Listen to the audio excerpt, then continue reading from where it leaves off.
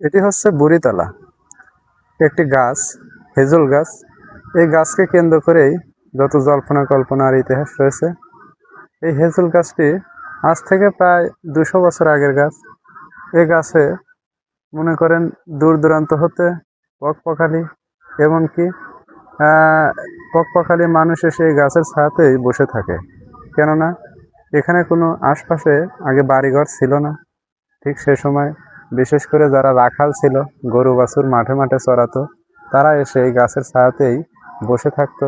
হয়তো তারা কাজের ফাঁকে গামছার কোটরে করে কিছু মুড়ি, মোয়া কিংবা কিছু চিড়ে নিয়ে আসতো। তারা বসে থাকে এই গাছের ছায়াতেই, বসে থেকে তারা খেত এবং মোহন বাঁশিগুলো বিশেষ করে তারা এখানে বের করে বাজাতো। আর এই গাছগুলো ছায়াই ছিল তখনকার সময়ের কেন্দ্রস্থল।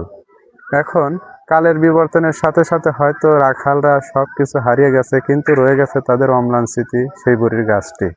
এই বুড়ির গাছটি আজ থেকে প্রায় 200 বছর আগের।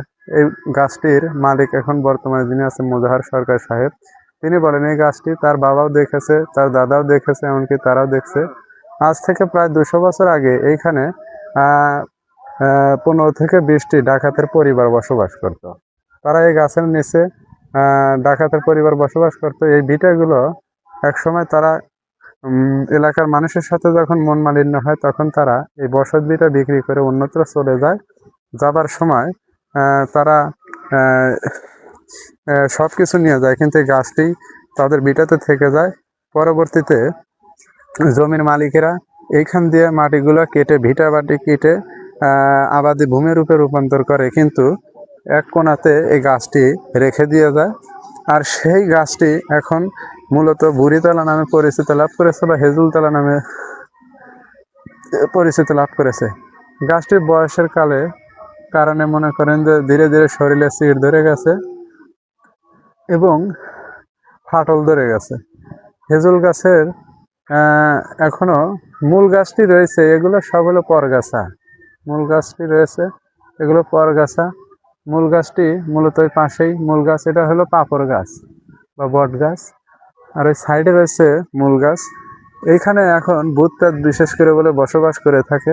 অনেকের ধারণা এখানে এক ধরনের বুড়ি বসবাস করে। এখন সেটি আপনাদের সামনে আমি তুলে ধরার জন্য চেষ্টা করতেছি।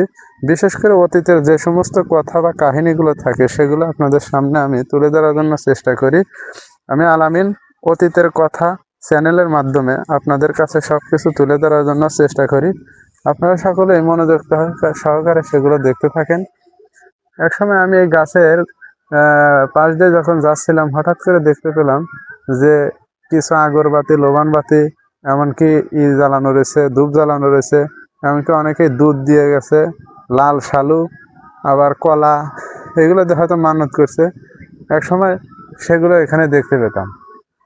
যাই হোক, কালের বিবর্তনের সাথে সাথে সব কিছু যেন পরিবর্তন সাধিত হচ্ছে, এগুলো এসে এখানে দেখা যায়। যাই হোক, অতীতের কথাগুলোকে আপনাদের সামনে আমি তুলে ধরার জন্য চেষ্টা করি। আজকের মতো ভিডিওর কার্যক্রম এখানেই শেষ করতে যাচ্ছি। দেখা হবে পরবর্তীতে অন্য কোনো ভিডিও নিয়ে। সে পর্যন্ত আপনারা সবাই সুস্থ থাকেন, ভালো থাকেন, এই কামনা করেই শেষ করছি। আল্লাহ হাফেজ।